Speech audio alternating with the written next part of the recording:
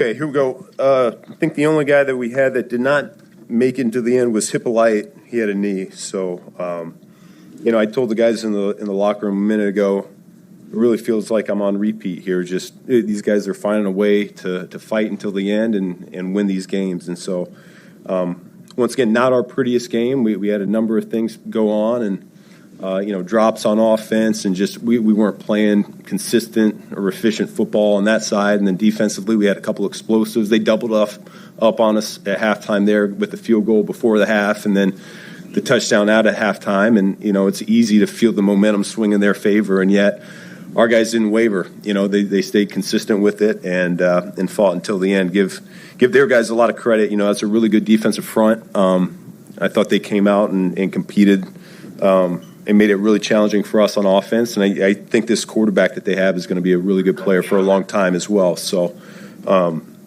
credit to our guys for fighting through there at the end and coming away with one. So go ahead and open it up from there. And the drops offensively, did you see consistent problems as far as causing that? No, if it had been popping up in the course of practice or something like that, I'd be more concerned. But as of right now, I think it's an anomaly and something that, we'll certainly talk about and address. But I don't think that's really who we are. When you guys signed CJ, there's a lot of question marks and uncertainty about how that's going to go. And to have him come out and just be a total playmaker the first 2 weeks, what do you think that has done for you guys and for him in that locker room?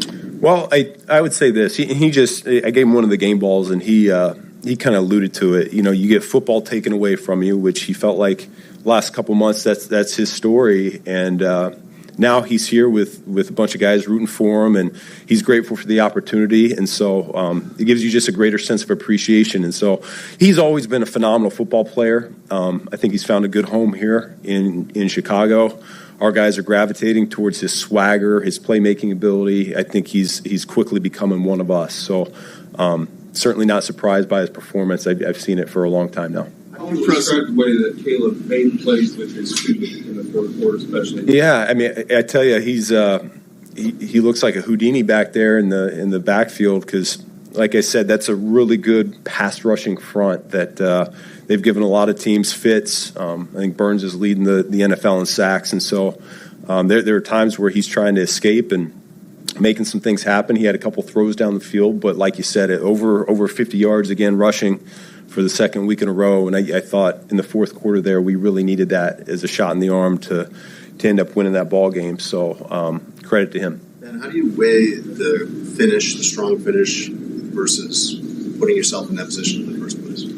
Yeah, well, it's. I feel like that's happened a few times for us now, and the good news about it is our guys are starting to. I shouldn't say starting to. They have this belief that we're going to find a way. In the fourth quarter, provided it's somewhat close, we're going to find a way to come out on top of this thing, and it's week in and week out. They're proving that.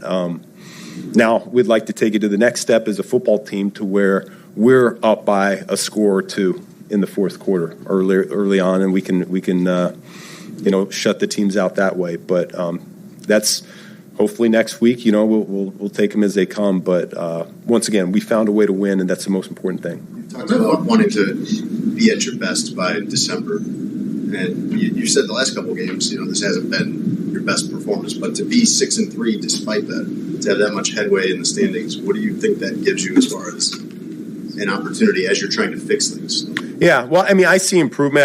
I can tell you just offensively, this was we talk about playing clean football. I know we made a number of mistakes, and the drops certainly popped up, but 3 for 4 in the red zone. We only had 3 penalties as a team here this week. Those are 2 areas that have really plagued us. Our red zone defense was we held them 1 for 4, and so yeah, I do see us still getting better each and every week, even though it might not look that way when you're necessarily watching the game.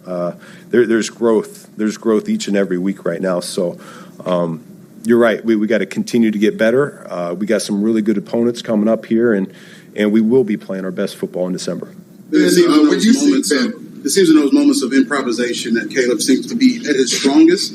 how do you balance allowing him to have that room to improvise, but also staying within the system that you yeah, and so that's the more time we spend together. We watch the tape and we go over every play in practice, every play in the game, and he and I are seeing it exactly the same. And so he knows when he should step up and try to just dump the ball down to a check down right away. I thought he did that a couple times here today, and then other times where the rush is on him pretty quick, and he's got to do something special. And so that's the unique thing about his skill set is he's got that ability. As a play caller, it certainly helps me out because I don't feel like I need to be perfect with these play calls. Like he's gonna make these things right, and so that's the balance, that's the trust that we have as a quarterback and a play caller. And do you have a package of play calls for those kind of do-or-die drives? And do you also notice that Caleb's intensity levels up in those situations? I don't notice anything different about him. I think he's been locked in probably.